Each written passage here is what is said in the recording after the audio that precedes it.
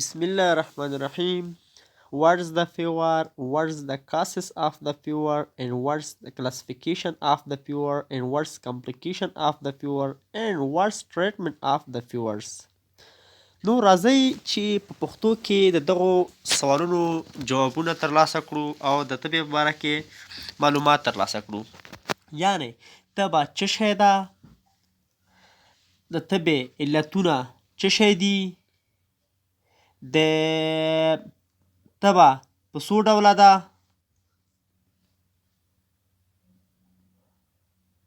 د تبې اختلاطات څه شی دي؟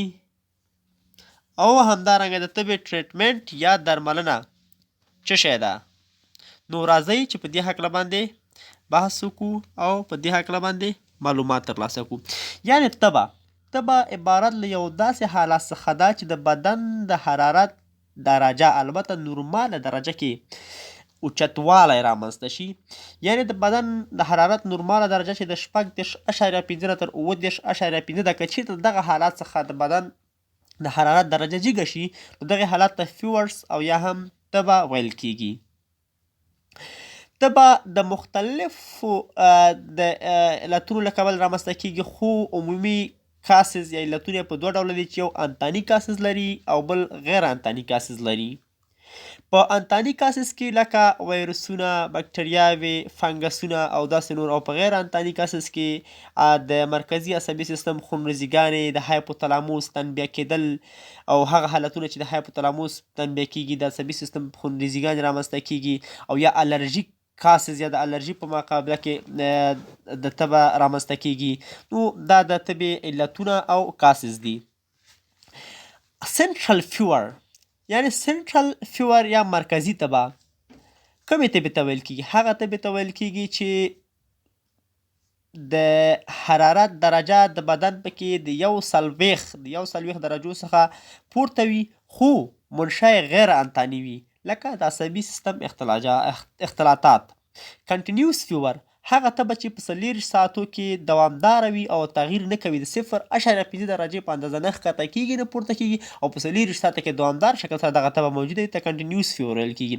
ریمیټنټ فیور هغه تبه چې 40 ساعته کې د 0.5 درجو په اندازه کې تغییر رامنځته کېږي، خو نارمل حالات ته نه راځي، ته چې ویل کېږي ریمیټنټ فیور ویل کېږي. کوارټر فیور هغه تبه چې په وقفوي شکل سره یعنې 2 ورځو په منځ کې په وقفوي شکل سره رامنځته کېږي، دغه حالات ته ویل کېږي. کلاسیفیکیشن اف د فیور تبه په څو ډوله ده؟ تبه د کلاسیفیکیشن یا د هغه د نظره په 4 کټګوریو تقسیم شوې ده چې مایلډ فیور یعنې هغه تبه چې 9.5 درجو څخه د 9.9 درجو پورې د بدن حرارت درجه پکې لوړیږي. ماډریټ فیور یعنې هغه تبه چې د بدن د حرارت درجه پکې 38 درجو څخه تر 8.9 درجو پورې لوړیږي. سیویر فیور یعنې هغه تبه چې د بدن د حرارت درجه پکې د 9 څخه 9.9 پورې لوړیږي. پرفاوند فیور یعنې هغه تبه چې د بدن د حرارت درجه پکې د 140 سانتي ګراد څخه لوړیږي. البته دا به یا هم انتاني چې ډېر سیویر انفیکشن به اوسیږي، سیویر انفیکشن په بیس کې به رامنځته شوي اوسیږي، او یا به هم د غیر انتاني منشا ولري. آیا تبه کوم اختلاطات لري که نه لري؟ ولې نه؟ تبه اختلاطات لري لکه سیزرز، ډیهایدریشن، الکترولایت ډسټربیوس ان سیریبرل اوډایما. دا د تبې اختلاطات دي. د تبې اعراض علایم څه شی دي؟ یعنی ساین اینډ سمپټم اف د فیور: د سترګو درد، هیډیچ، مسلز پین، راش، بون پین، نایزیا، اومیټینګ، جوینټ پینز. یعنی د سترګو درد، د سر درد، د عضلاتو درد، راش، د هډوکو درد، زړه بدوالی، کانګې او د مفاصلو دردونه. دا د تبې د عمده د اعراضو له جملې څخه راځي.